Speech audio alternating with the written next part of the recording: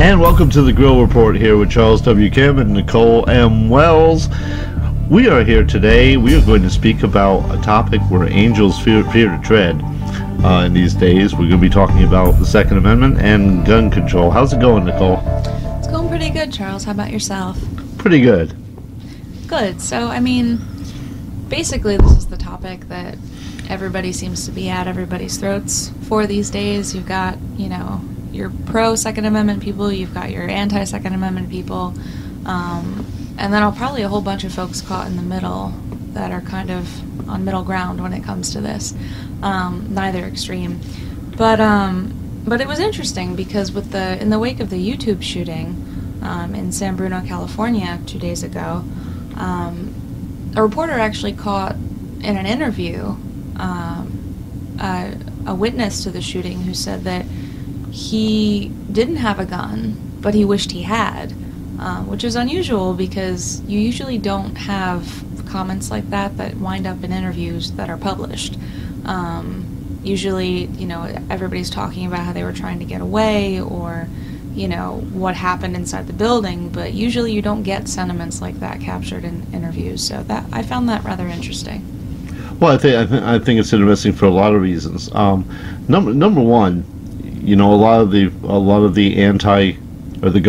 gun control folks, anti-gun folks, anti-Second Amendment, when they gathered for the March for Lives in Washington, everyone said that Emma Gonzalez, who was one of the Parkland students in that shooting, she got up and she read the names of the victims and then stood in silence for about 4.5 of the 6 minutes that the gunman allegedly went through and carried out his attack.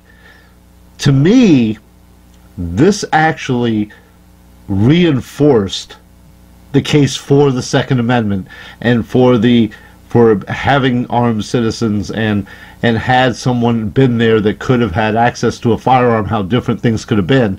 When you sit there and you listen to the 4.5 minutes of her silence, it's a long time. It's a really, really long time. And even in suburbia, in the greater New York area where we live, police, they pride themselves on being able to get to an incident within 3 to 6 minutes of a call. 3 to 6 minutes, a lot can happen that isn't good.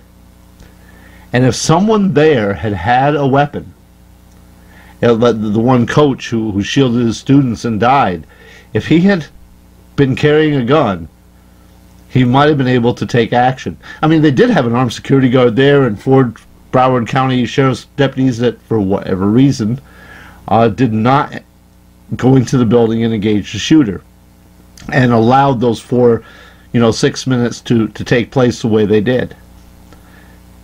But it's ironic that the clarion call that Emma Gonzalez made during that March for Our Lives in Washington, when you think about it, it actually makes the case more for having a weapon. Can you imagine, Nicole, if you lived in another part of the country where the standard wasn't, we can get to a scene of an emergency in 3 to 6 minutes, but in places which is the majority of the country where it takes maybe 20 or 30 minutes for an armed officer to get to that location.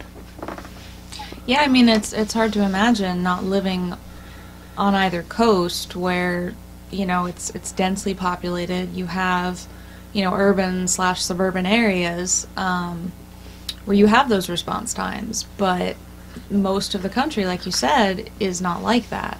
You have out in the Midwest, out in the Dakotas, Wyoming, Kansas, all those kinds of places where population centers are spread out more than they are here on the East Coast and even on the West Coast, out in California, the densely populated centers on either coast. So you don't have that response time, and it's difficult, for people to make it out alive in situations like that when you don't have any sort of defense.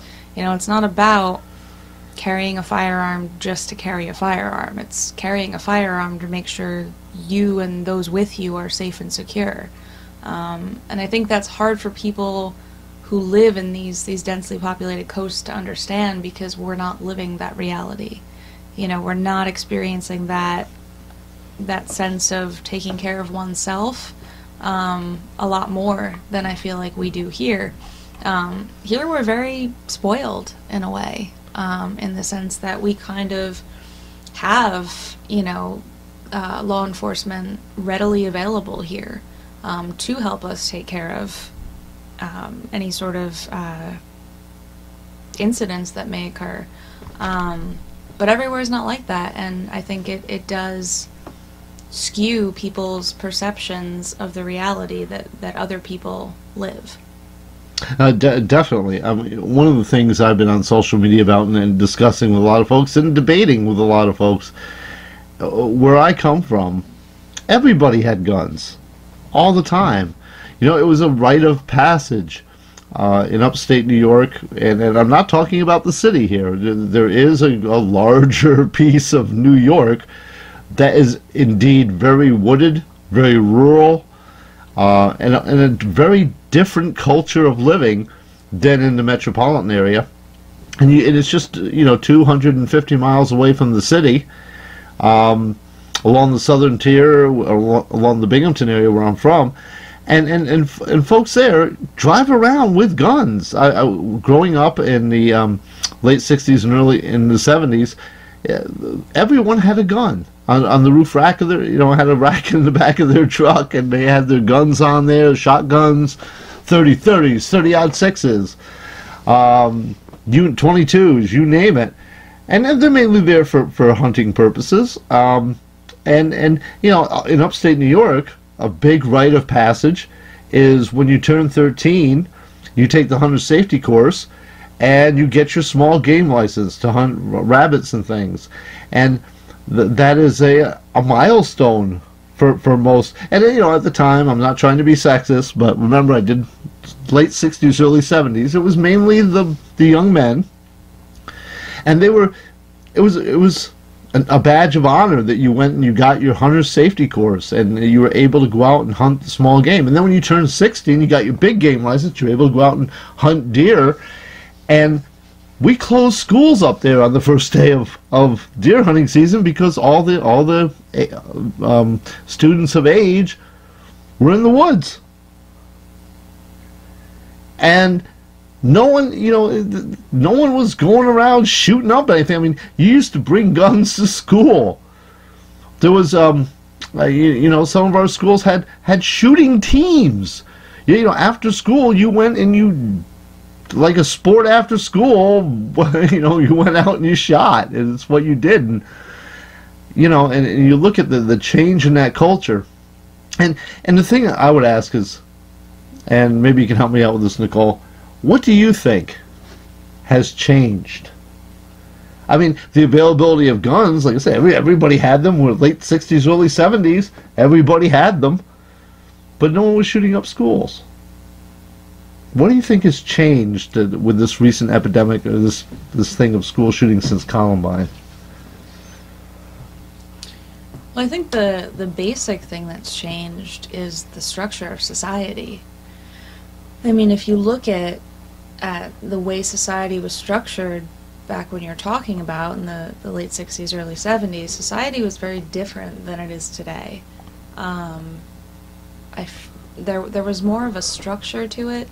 The family unit was very much intact, whereas today it is not very, to say the least. You had people understood what was expected of them. There were boundaries. There were expectations.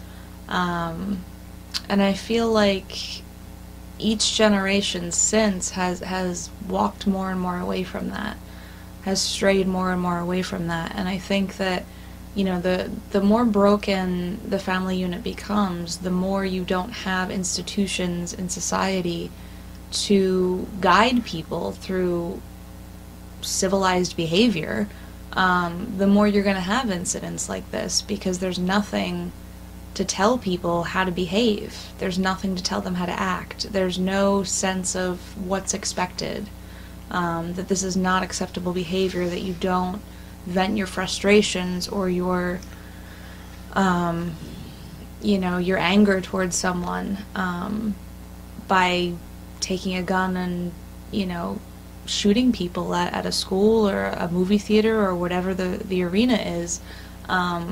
You just don't do that. And I think that the more the family unit breaks down, the more you don't have institutions like churches, like civic groups, like social clubs, and especially the family unit. The more you don't have those things, the more society becomes not civilized, in the sense that you're seeing now. It's all kind of been fermenting, and it's all kind of coming to fruition now, in the sense that you're seeing all of these acts of violence. Yeah, you're seeing them, and a lot of it, I think, has to do with there is a lack of respect for the value of any life, of any life.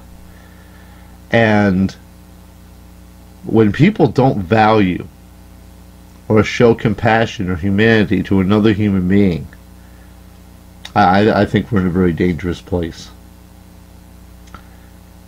And I think we're seeing kind of the fruits of that now. There doesn't seem to be a basic, for the last, 20 or 30 years, it goes back to how we, and I'm 55, so I blame this on my own generation, the end of the baby boomers. We failed. We have failed as parents. Miserably.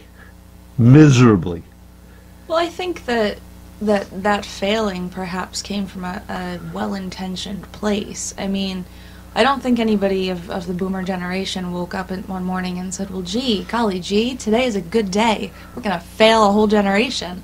I don't think that was the case. I think that the boomers were kind of responding to what they saw as, a little bit of a harsher upbringing than they would have liked for themselves. And they said, well, we're not going to do that to our kids. Our kids are going to have it a little bit easier than we did. And I think that's probably where it came from. But handing out, participation trophies and gold stars, for showing up for the day, I don't think is really the formula for success for anyone. Failure is a good thing. It teaches people, and people learn from their mistakes when they fail. When they make mistakes, when, they don't always get, honored, in school, or on the sports field or whatever. But so I think that it did come from a good intention place. I just think it didn't turn out quite the way everyone wished it would have, because you have a generation of kids that don't understand what it means to fail, don't understand, what's expected of them, because everything's always been given to them. I think in addition to that, I agree with everything you said. I think you're spot on. But in addition, I think that this notion that we've had raising our kids, that they are 100% special and, they can't do anything wrong. It's amazing. It's amazing. And in 20 years as a journalist, you take note of things. And one of the things I've learned from covering boards of education is the number of parents that get up during the public portion at various board meetings going back over the last 20 years, and it's something like, well, my child, this happened and it wasn't fair to my child, and, well, my child couldn't have done this, or my child shouldn't have to do that. And that's such a big difference from the generation that I grew up with. I mean, I cannot think of one adult who, unless there was something really egregious, something so obviously wrong it wasn't funny, but I can't think of one adult during my time growing up that would have come out kicking and screaming the Board of Education, well, why did you discipline my child? Why did you suspend my child? Why did you... Most of the time when those things happened, and you went home, whatever the school did to you, your parents were going to do far worse. And we've seen that get totally flipped on its head in a very distorted way now, where you come home and, yeah, Mom, I was beating on this kid, and I got suspended for 3 days. The first thing Mom's going to do is run down to the principal and say, why are you suspending my child? Really good. Going back to Parkland really quick. During her speech, and it wasn't really picked up on so much at the time, but now it is, we've been able to parse a bit of what Emma Gonzalez said, actually not at the Washington rally, but during a time when she was at a rally prior to that, shortly after the shooting at Parkland, where she admits. Now this is Emma Gonzalez, openly bisexual, openly a member of the LGBTQ community. She even ran a chapter of it for her high school. She admits she was one of the students bullying the shooter from middle school, since middle school. This, of all the groups, of all the things that have been going on in the last 10 or so years, of all the groups that cry the loudest about being bullied, being oppressed, being not treated fairly, this leader of one of those groups was one of the people bullying the shooter that eventually killed 17 people at her school. I saw an article. I didn't read the actual article. I just saw the headline on social media the other day, and it was put out by Ann Coulter, and it said, basically she was saying that there used to be a time when we cared about each other. And that's just such a profound statement, because that pretty much just sums up everything about America today. There used to be a time when we did care about each other, and it wasn't so much, progressive, conservative, Republican, Democrat. Everybody was more of a centralist than on either pole, and we did care about each other, and there wasn't as much fracturing into our splinter groups, as to how we identified. We were simply Americans. It wasn't, I'm I'm bisexual, I'm asexual, I'm transgender, I'm, white, straight, heterosexual, whatever. It was, first and foremost, you were Americans, and things like civics classes in school taught you that. You learned you were an American first, and whatever you were after that, you were an American. And like I was saying before about, your family units, your churches, they taught kids things like, don't beat the snot out of each other in the sandbox, show a little bit of kindness, show a little bit of compassion. They may not be like you, but there's no reason you have to torture them daily. And I'm not assigning blame here to either side in that particular case. I'm simply saying that in general, I feel that we were all once a little bit kinder to each other, and it wasn't so corrosive a society. I definitely agree with that. I mean, certainly during my time when I was growing up in high school, there was bullying. I was a victim of bullying, and other people were bullied. But there was also a difference, in a sense. It was not pleasant to go through. Do not get me wrong. It was very trying at times and very, very rough.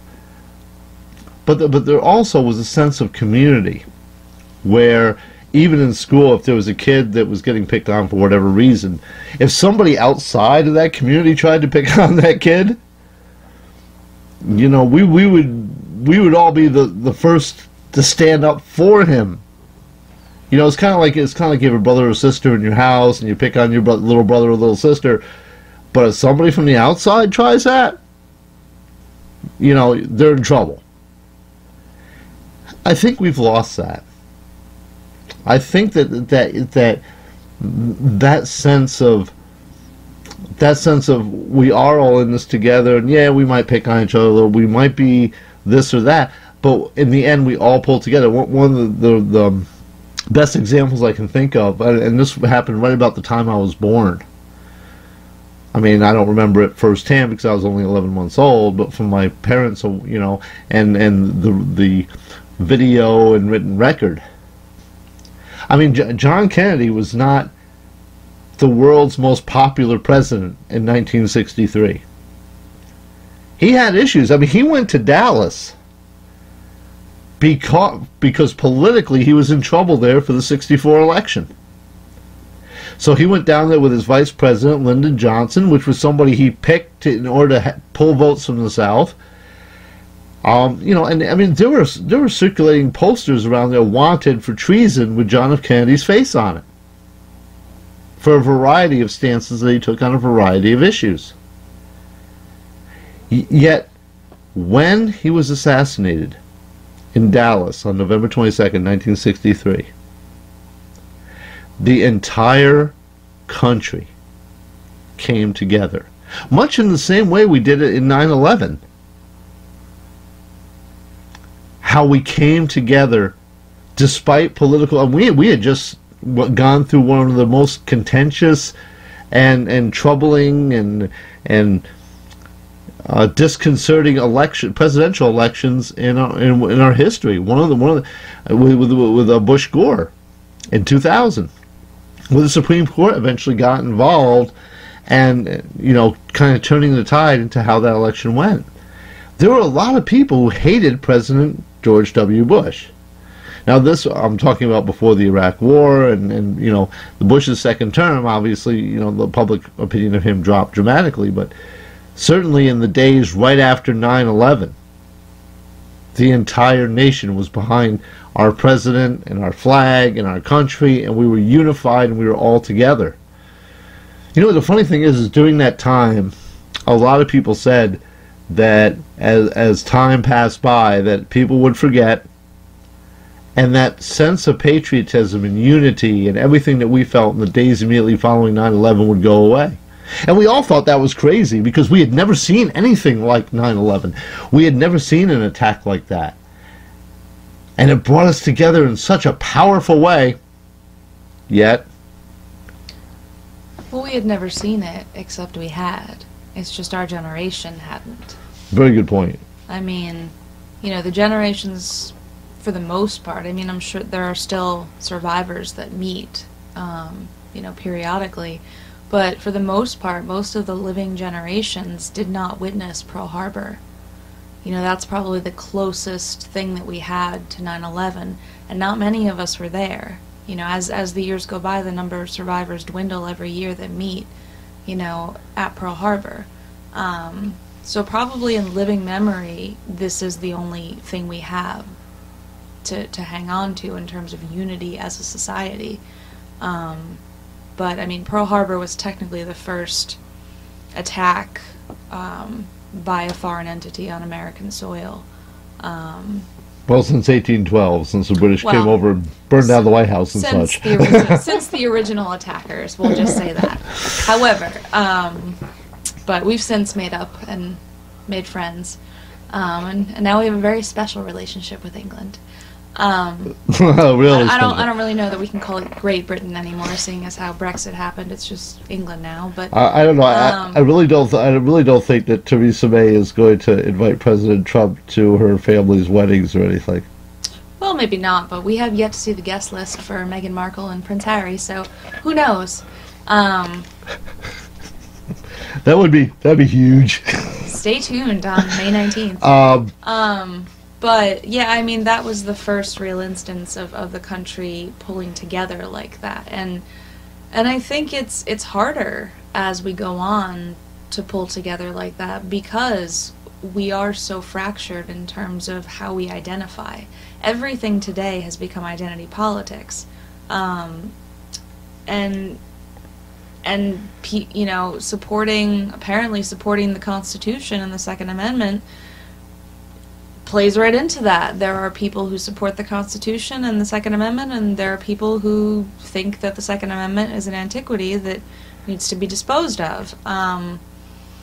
You know, so we're all fractured and we're all splintered into our little groups as to how we identify today, and that makes for a very difficult time in terms of trying to remember that we're all Americans first.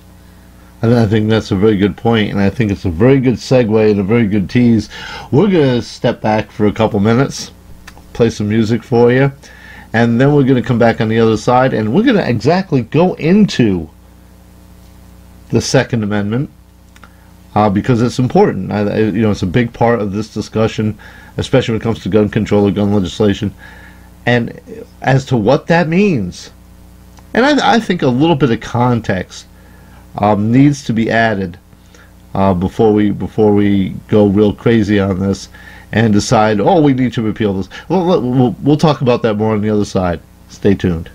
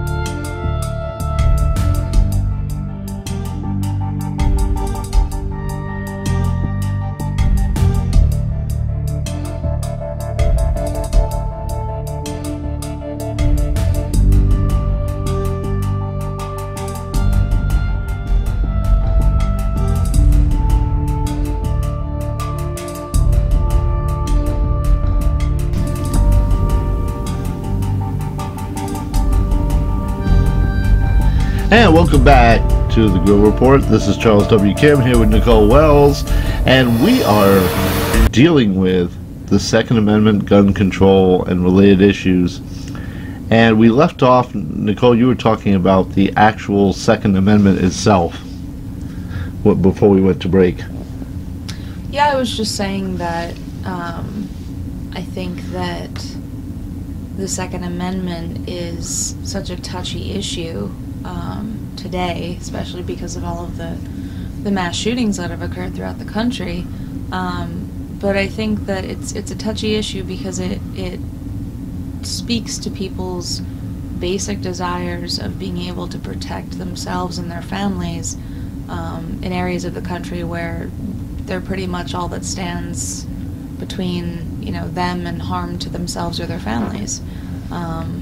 You know, it's not as if everywhere in the country, you know, the police have a 3 to 6 minute response time. It's not the case in a large part of the country. So I think that it's a very touchy subject for a lot of people because, you know, they feel as though their right to defend themselves and their families is potentially being infringed on by people who would seek to take that away in the name of public safety.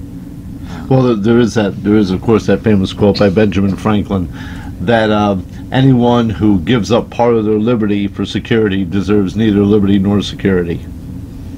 Well, I think Benjamin Franklin, I'm sure someone somewhere in revisionist history classes will find some reason to discredit Benjamin Franklin, because that's kind of going on all over the country for various historical figures, which is a whole other separate discussion about, That's for another day. I mean, we could go on and on about that, but let's just leave it at that. You really can't look at historical figures through modern lenses and expect things to be all hunky-dory. But I think that he really was onto something there. I mean, he certainly had a unique perspective for a lot of things, and without him, we certainly wouldn't have a lot of things. But, I'm sure we will forget that conveniently at some point. Well, I'm sure we will as well. We want to do this, I guess, the right way. Let's start by just reading straight up the actual Second Amendment. Well, thank goodness this is the English, because the cursive version, American high school students can't possibly be bothered to understand, because they can't even read it, as one social media user commented recently.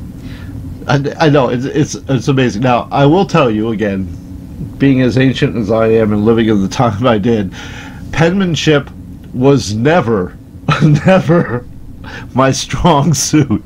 Well, having seen your penmanship, I can attest. Yes, I would not even try to defend that. I make a doctor's handwriting look legible. But you may have taken the same class in high school. Yeah, and I did well in that one. But yeah, we had the line paper. We had to sit there for hours and hours with our capitals and lowercase and all that. Oh, by the way, I got a question for you. This was a joke given to me yesterday, and I can you tell me why Karl Marx always writes in lowercase cursive? Let me think about this. Something to do, I want to say, with capitalism. Yes. Yeah. He's against capitalism. All right. Enough aside. So, to get back on point here, to read Amendment Number 2 of the Bill of Rights, a well-regulated militia, being necessary to the security of a free state, the right of the people to keep and bear arms shall not be infringed. Now, to me, that's pretty clear. I don't know why folks tend to muddy the waters on this. To me, it's pretty clear. But then again, I know the context of history. And Nicole, I'm sure you do as well, as to what was going on when this amendment was crafted. Well, I mean, it's kind of funny because, you see some of these these reporters that go around just America in general, but in particular college campuses, because they seem to provide so much amusement. And you ask, basic knowledge of history, and nobody seems to know. It's like everyone was asleep when they were teaching history, basic things.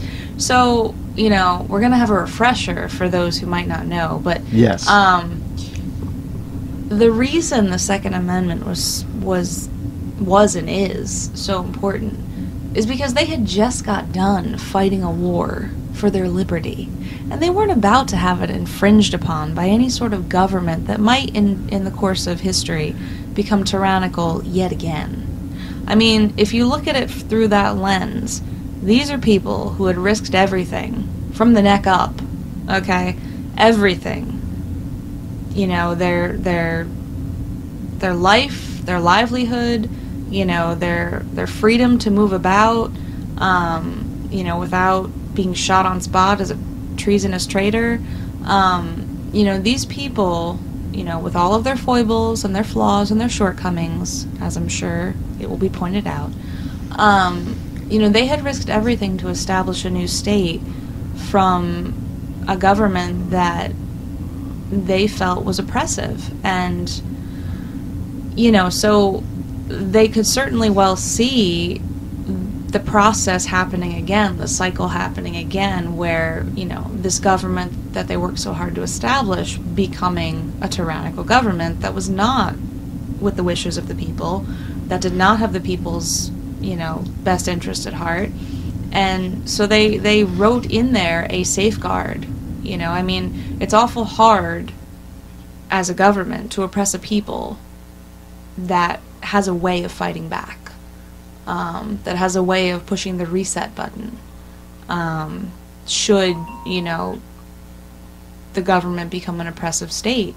So I think that that's why it was written the way it was. I don't think that, that's terribly off base in light of the circumstances in which it was written. And if you look at the Bill of Rights, okay, the Second Amendment we just talked about the right to keep and bear arms. Look at Amendment number 3, which follows immediately after. And remember, these were all written the same day. These were all agreed upon by the Convention of States on March 1 and in 1789. And these were all came together at the same time. Amendment 3. No soldier shall, in time of peace, be quartered in any house without the consent of the owner, nor in a time of war, but in a manner to be prescribed by law. So basically, one of the big problems during the Revolution, prior to the Revolutionary War actually, and through until we won, the British would send their redcoats, and if they chose to, they would use your house to put them up instead of building barracks for them. Because you got to remember, I mean, these guys are coming over from England. It's not like they're coming over here, and it's not like we had a Best Western set up. Or why not? Come on now. Or a Holiday Inn Express. Hospitality. Or Extended Stay Americas.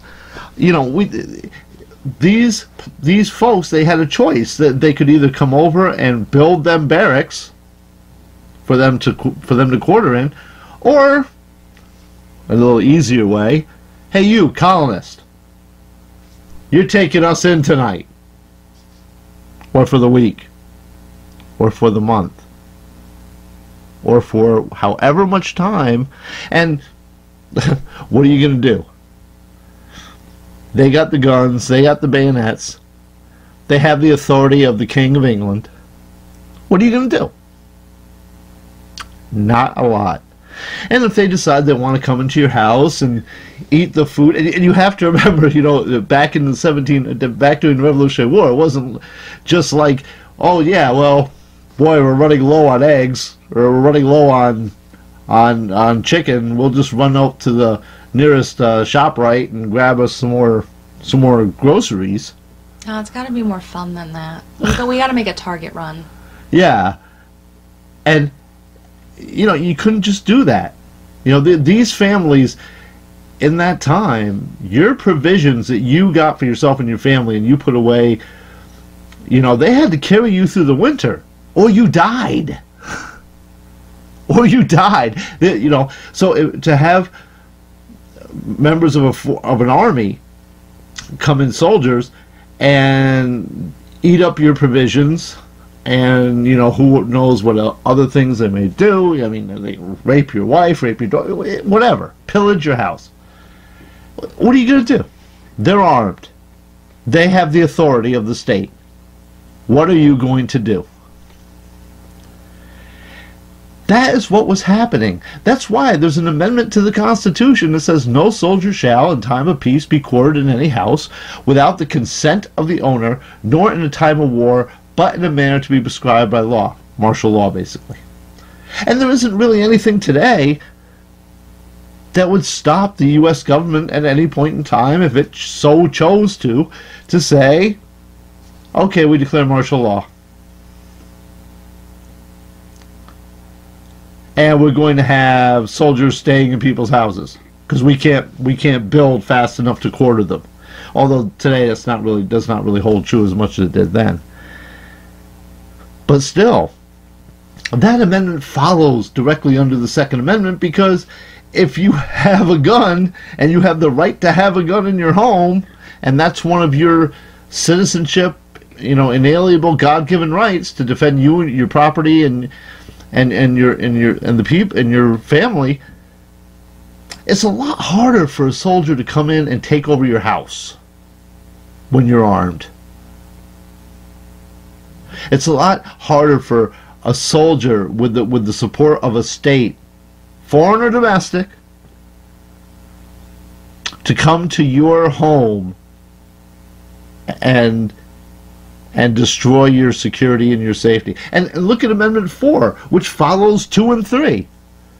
The right of the people to be secure in their persons, houses, papers, and effects against unreasonable searches and seizures shall not be violated, and no warrant shall issue but upon probable cause, supported by oath or affirmation, and particularly describing the place to be searched and the persons or things to be seized. So now if you look at 2, 3, and 4, and you look at them together, okay, and again, these were written pretty much the same day and voted on and agreed to the same day. They all have a common theme. What do you think, Nicole? Can you see the common theme running between these 3 amendments? The government shall stay the hell out of everyone's business as much as possible and allow the persons of this country to live their lives unviolated. And if they choose not to do that and they choose to infringe where they shouldn't, well, then there's grounds for resetting the government. I mean, it's written right there, so... Right, it's right in the Bill of Rights. And if you look at these two together, it's about security. The security of each individual citizen to be able to feel secure in their persons, houses, in their papers.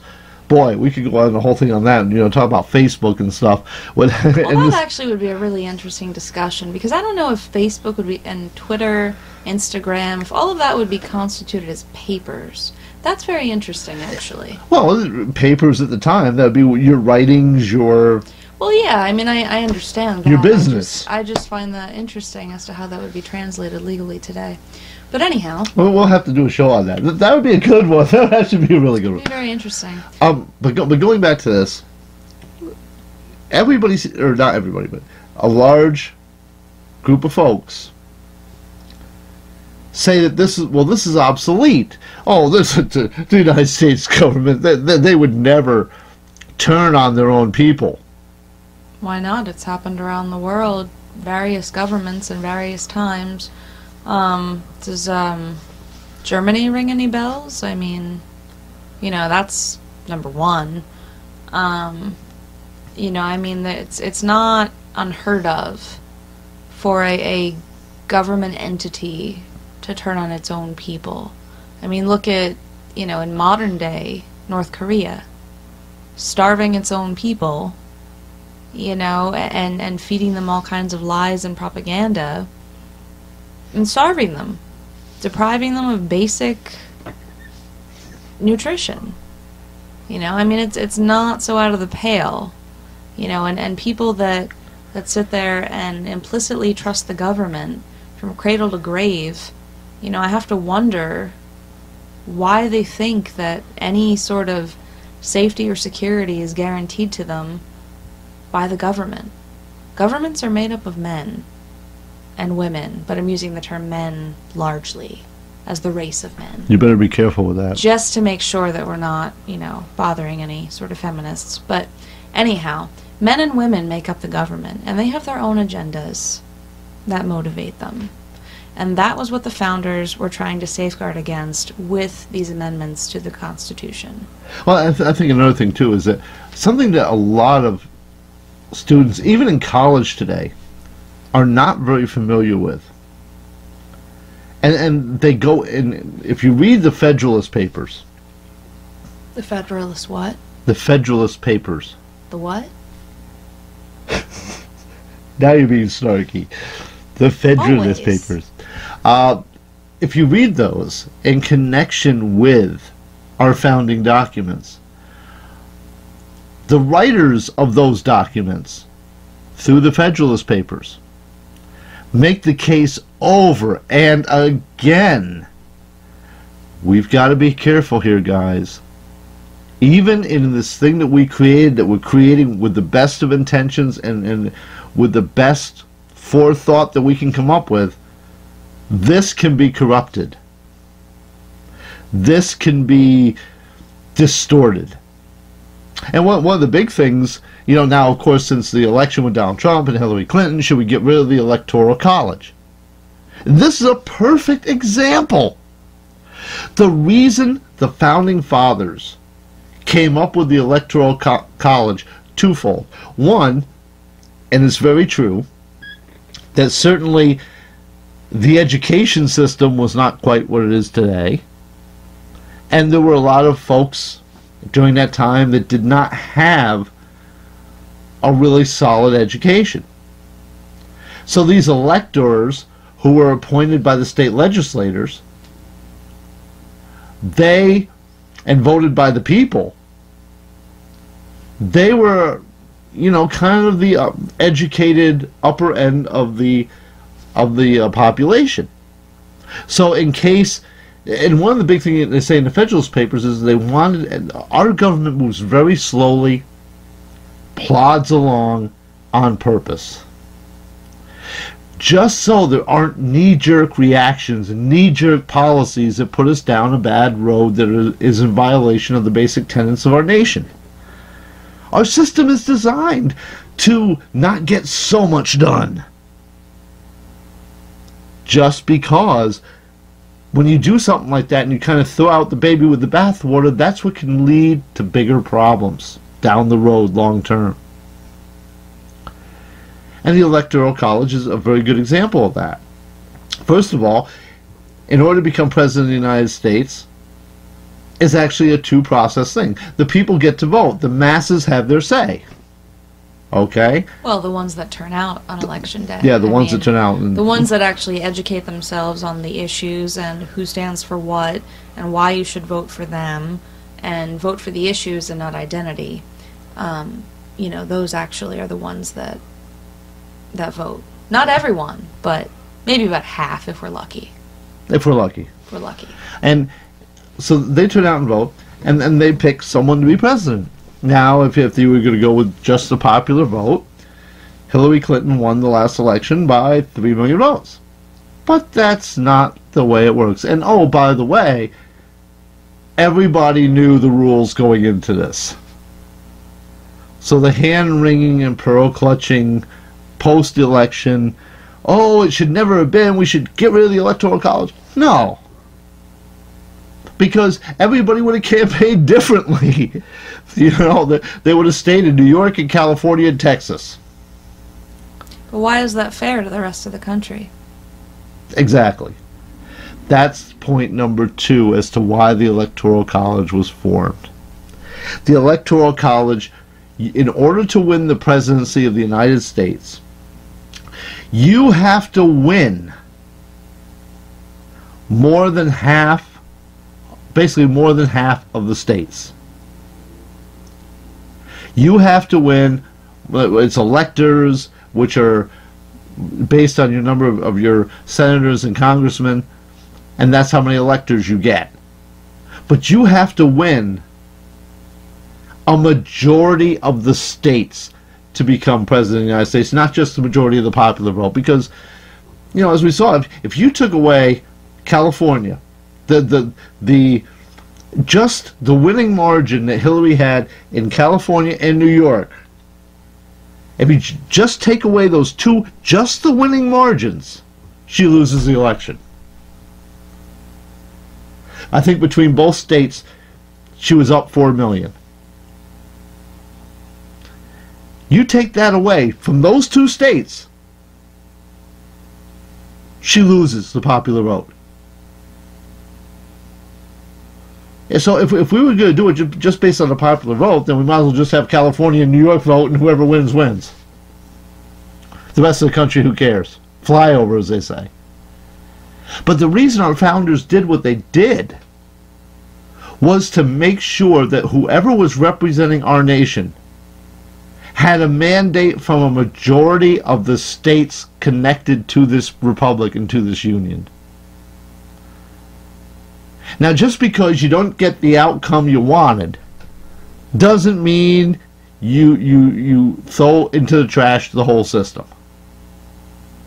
It has held very good for more than 240 some years, There's no reason, and it's just because, was it 3 times, maybe 4 times throughout our entire history, the winner of the popular vote did not become president. It happened like 4 times, twice in the last 16 years, with Al Gore and now with Hillary Clinton. You know, personally, I have 2 words for that. Oh well. You mean it happened before the 2000s? Yeah, I don't remember which elections actually, but I think there's at least one, if you go back, where the candidate who won the presidency did it through the Electoral College and lost the popular vote. I think there's at least one other case of that. That's amazing, because to hear everyone talk, it's just a recent phenomenon. And it's only happened to the Democrats, heaven forbid.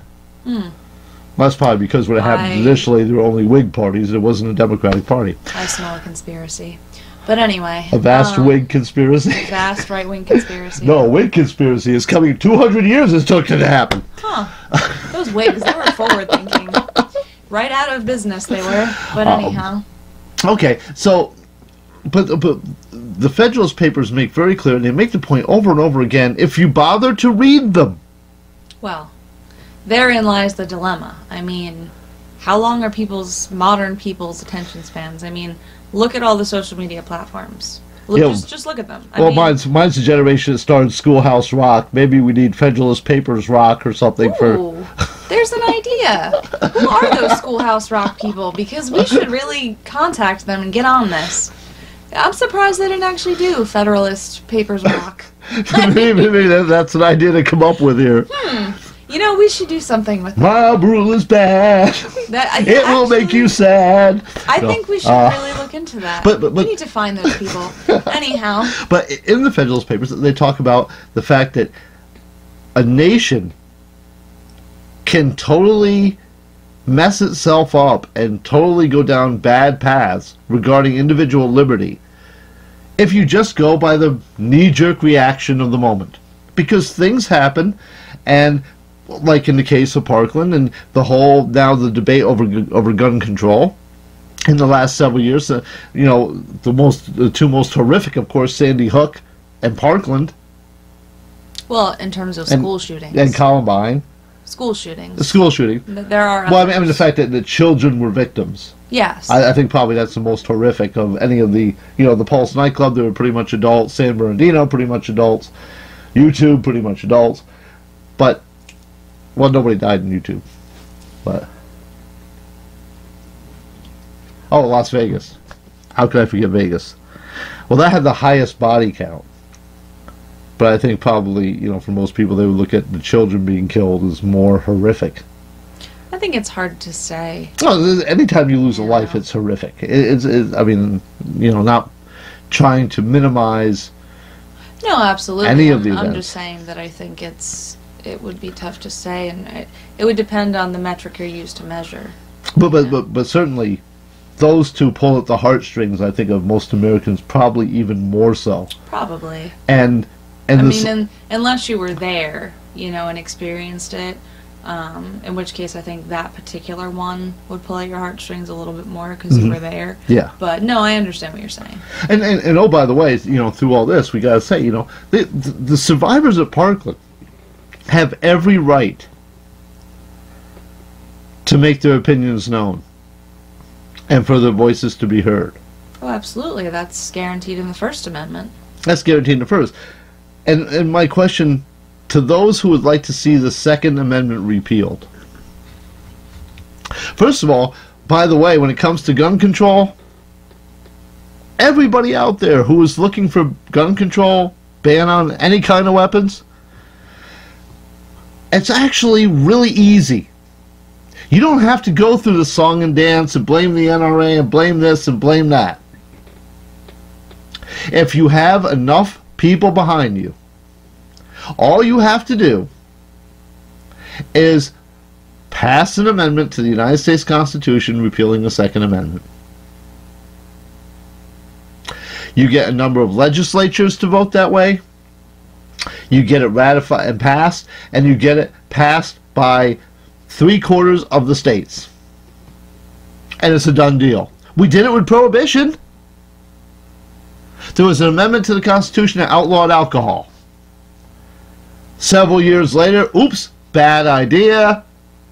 Let's repeal that. Well, I mean, it helped create an industry.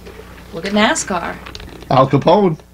Look at NASCAR. I mean, where would we be without prohibition to help jumpstart NASCAR? Right. And Bo and Luke Duke, but we won't talk about them because of the Confederate flag on top of their car. Wow. That's a whole nother discussion. But it can be done. If everyone, having this March for Lives and all these people, the political party has been using this to make hay. Oh, well, you want to vote in this particular political party because therefore, well, you know what? It shouldn't be about a political party. It shouldn't be about Democrats or Republicans. It should have nothing to do with them. Nothing. If you have the support, and the reason I think that the folks who are for banning weapons and all that, why they're playing this game with the background checks and the types of weapons, and I'm going to get into that in a minute because I think it's very important for people to really understand what they're talking about when they say we're going to ban assault weapons. We have to have a discussion about that. We have to talk about that separately, and we will very shortly. But when they're talking about that, they're using it to make political hay for their own party, for their own partisan reasons, instead of dealing with the issue. If we really want to get rid of the Second Amendment, all you gotta do is convince 3/4 of the people in all the states that that's what you want to do. Personally, I don't see that happening. How about you, Nicole? Well, I don't see it happening because, like we talked about previously, most of America does not live in an urban area or even a suburban area. Most of America lives in areas where it's more remote. Apart from the coasts, which are densely populated, you don't have people that would be on board with that idea because they need to be able to defend themselves and their families in the event something does happen. I mean, who are you going to call? In the words of Ghostbusters, who are you going to call? I mean, you pretty much have to rely on you, knowing that help may not be coming for a while, and you got to be able to take care of yourself and depend on you, and that's pretty much it. I mean, we only have the luxury of depending on other people on the coasts. I agree. And perhaps the last point we're going to get to here is, what is an assault rifle? Folks are talking about an assault rifle ban. First of all, there is no such thing as an assault rifle. Okay? Assault is a verb. If your gun is sitting in its closet, it's not an assault rifle. If I have a musket from 1700 and I put it in my hands and I shoot somebody with it, then it's an assault rifle. Okay? The AR-15s, the gun du jour. In the 80s, it was the AK-47s, whatever. Because they look scary, they look military. But there are wooden deer rifles that do the exact same thing. They're semi-automatics. When you put a magazine of 15 or 10 or 15 shots in there, every time you pull the trigger, one of those bullets is going to go off. It's going to be the same for the AR-15 as for a different brand of gun altogether. AR means Armalite, by the way, and is a brand of gun. Doesn't mean assault rifle. AR means Armalite. Now, that gun, if you say you want to ban semi-automatic weapons, and depending on the wording that Congress uses, and yeah, we can really trust them, right? Wink, wink, nudge, nudge. Automatically, if we ban this type of weapon, based on what the weapon does, 70% of all rifles in the United States automatically become illegal. 70, maybe higher, 70% or more percent of legally purchased and registered weapons will become illegal. And people will have to turn them in. Well, those are just rifles, correct? Yeah, we're just talking about semi-automatic. Well, yeah, but what's interesting is that, from what I understand, most of the gun crimes in America are committed with handguns, not with rifles. 98%. By the way, you want to know the amount committed by these scary-looking, bad, nasty rifles? You know how many people are killed, percentage-wise, with those? How many? 2%. All this, we're going to solve the problem. Yeah, we're going to solve 2% of the problem. Well, you're going to solve 2% of the legal problem. You're not going to solve 2% or even more of the illegal problem. No. And no. most of the gun crimes committed in America are of the illegal gun problem variety. Right. You look at places like Chicago or Baltimore or Camden. All of those New places Jersey somehow have gun control. Mm-hmm. Especially Chicago. I mean, that gun control is working out well over there. Let me tell you. Well, you know what's funny is the YouTube shooting that just happened this week was in California. And it happened to be in the area, close to the Bay Area of San Francisco. Now, you can't get a bigger left-wing liberal bastion, I would argue, than the sanctuary city of San Francisco. Are you quoting someone? This is Dianne Feinstein's home state, her territory. And this is where, with strict gun control and, run by the left side of the political spectrum for years, as is Chicago, as is Baltimore. And yet, here is where all the gun violence is.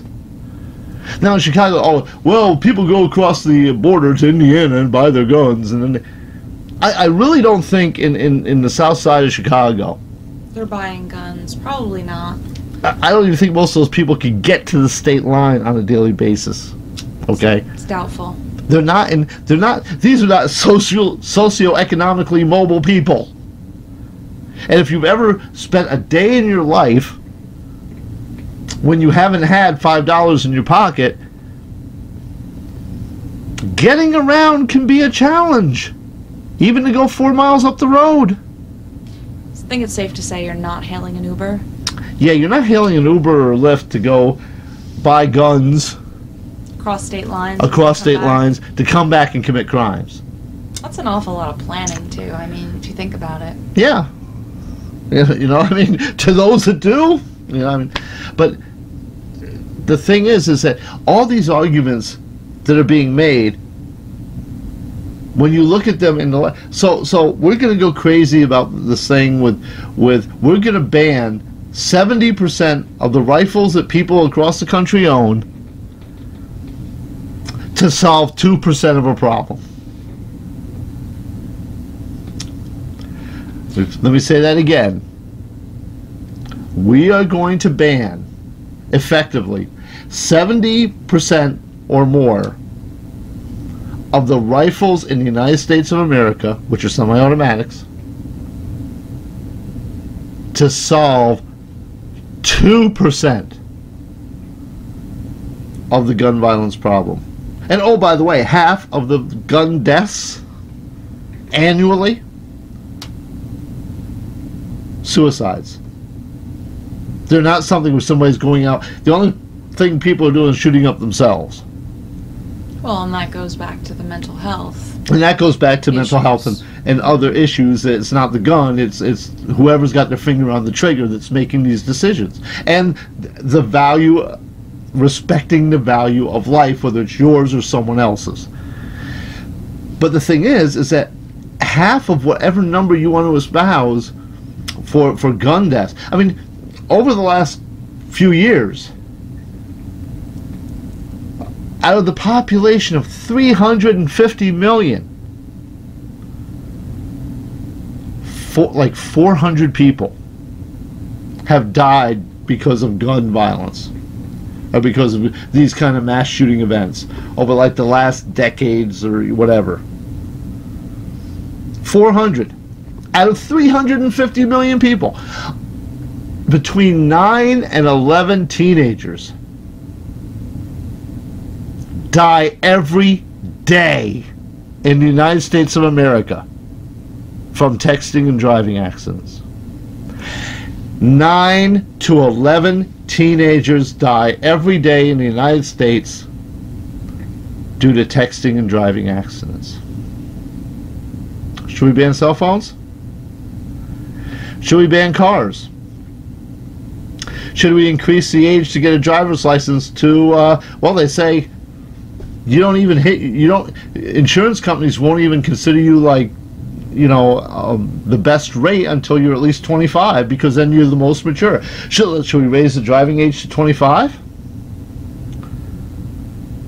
Should we get rid of cars? Should we get rid of cell phones?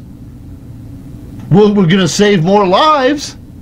If the whole point of all this legislation and stuff is to make life safer and save more lives, I say forget the guns. Let's ban cell phones. Because not only are you saving the lives of the 9 to 11 teenagers, but you're saving the lives of anyone they may crash into.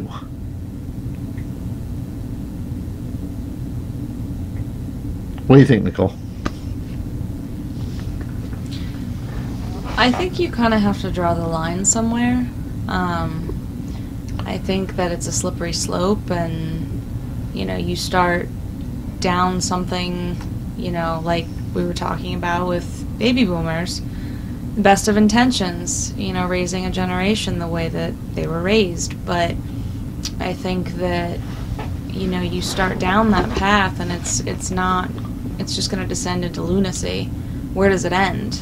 At what point do we say this is enough, this is ridiculous? People just need to start acting like people again, essentially, is what it comes down to.